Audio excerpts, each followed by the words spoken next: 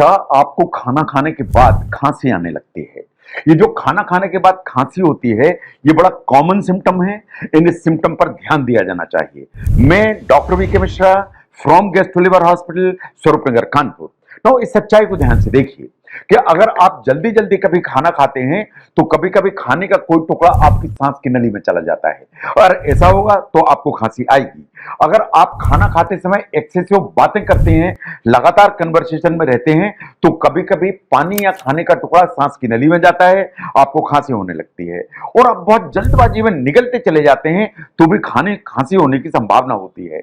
लेकिन बहुत सारी मेडिकल कंडीशंस हैं जिनके चलते खांसी होती है, उसे हमें ध्यान में रखना चाहिए। Number 1 is the asthma. अगर आपको सांस की बीमारी है, अस्थमा है, एलर्जिक अस्थमा है, तो प्रॉब्लम है। जो अस्थमा है इसमें फेफड़े और सांस की जो नली होती है इसमें कुछ इन्फ्लेमेशन हो जाता है। ये जो इन्फ्लेमेशन है कई चीजों से ट्रिगर हो सकता है। ये डस्ट से ट्रिगर हो सकता है, खाने की चीजों से ट्रिगर हो सकता है, इन बहुत सारे जो है ना, इवन जो एलर्जी की चीजें हैं उनसे ये ट्रिगर हो सकता है ना। ये इस तरह की जो प्रॉब्लम होती है अस्थमा की, लोगों का ऐसा एक्सपीरियंस है कि जब भी कोई चीज निगलते हैं तो निगलने के साथ ही उनको खांसी होने लगती है।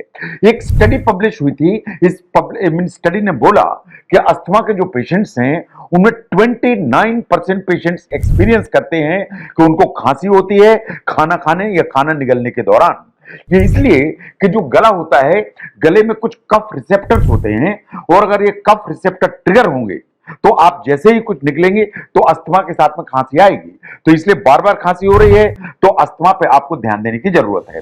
नंबर 2 पर आते हैं फूड एलर्जीज। अगर आपका इम्यून सिस्टम कुछ ऐसा है कि कुछ प्रोटीन्स को ओवर रिएक्ट करता है, जो खाने की हम चीजें खाते हैं उनमें प्रोटीन तो होता है, उनको अगर ओवर रिएक्ट करता है तो कभी कभी कुछ एलर्जिक रिएक्शंस होते हैं, उसके चलते आपको खांसी आ सकती है। ये जो खांसी है इसकी रेंज हो सकती है, बट खांसी is a common problem. Now जो एलर्जी इस तरह की होती है वो खांसी करती कैसे हैं? इसलिए कि एक्सेसिव बलगम बनने लगता है। वो बलगम बनेगा तो नाक की नली के पीछे या नाक के पीछे से कुछ बलगम आएगा, वो इरिटेट करेगा तो खांसी करेगा। जो सांस की नली है उसमें कुछ इन्फ्लेमेशन हुआ, उसके चलते खांसी होगी। और अगर कुछ मुंह में स्वेलिंग है तो उसके चलते खांसी होने की संभावना है। जो एयरवे है उसमें अगर एलर्जिक रिएक्शन होगा तो भी फूड एलर्जी में खांसी आएगी। तो अगर आपको फूड एलर्जी है तो आप कुछ भी निकलेंगे तो आपको खांसी आएगी।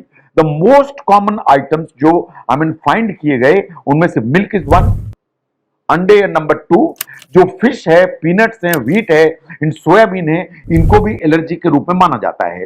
नंबर 3 पर आता है acid reflux. Acid reflux plain हो सकता है, एसिड रिफ्लक्स GERD का हिस्सा हो सकता है।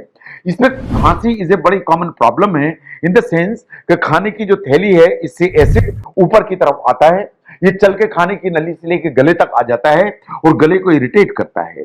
अगर ये गले को इरिटेट करेगा तो हमारी सांस की नली को इरिटेट करेगा और इसको इरिटेट करेगा तो उसमें खांसी आएगी। एक स्टडी पब्लिश हुई थी चाइना में। इसने बोला कि जो कफिंग है खाना खाने के बाद या ना खाना खाने के बाद खांसी आना, ये GERD का बड़ा इंपॉर्टेंट प्रिडिक्टर है।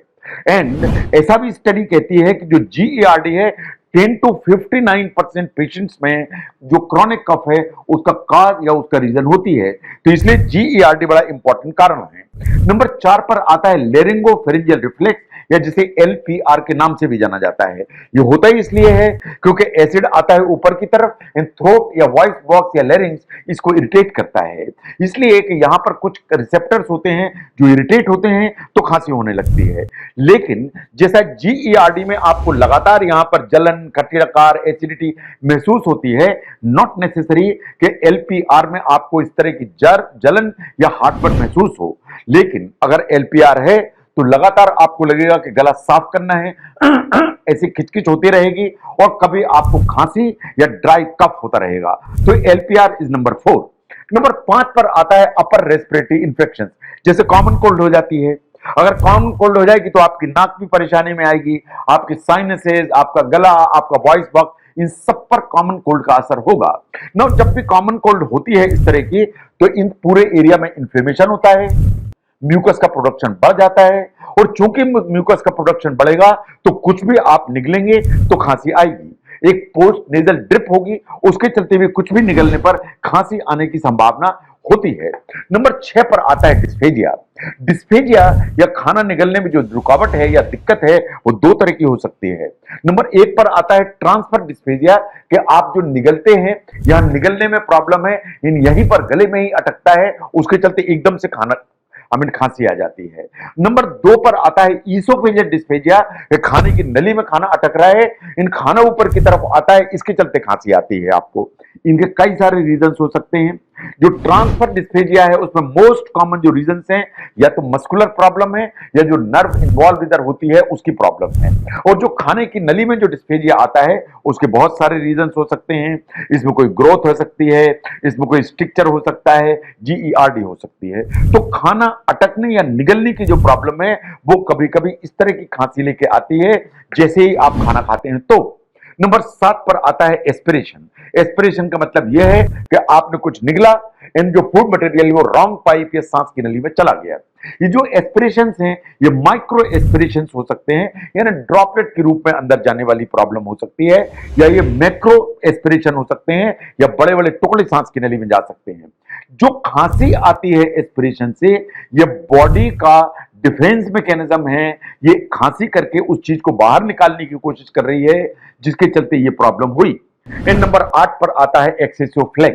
दैट मींस कि अगर आपको किसी भी कारण से बलगम ज्यादा बनता है, अगर आपको ज्यादा बलगम बनेगा, चाहे वो खाने की चीजों से हो, चाहे वो एलर्जी की चीजों से हो, व्हाटएवर में बी द रीजन, चाहे वो दूध पीने से हो, दही खाने से हो, आइसक्रीम से हो, किसी भी चीज से बलगम ज्यादा बनेगा तो थ्रोट में इरिटेशन होगा, पोस्ट नेजल ड्रिप होगी, एंड जब भी आप कुछ चीज स्वेलो करेंगे तो खांसी आने की संभावना होगी। तो जो कुछ भी खाने के बाद खांसी होती है, इट इज नॉट नेसेसरी कि वो सिर्फ पानी ऐसा चला गया इसके चलते है।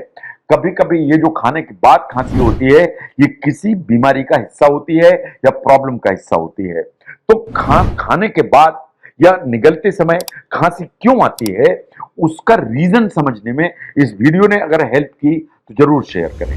मैं doctor V K Mishra from gastro liver hospital, Swarupnagar, Kanpur. Thank you very much.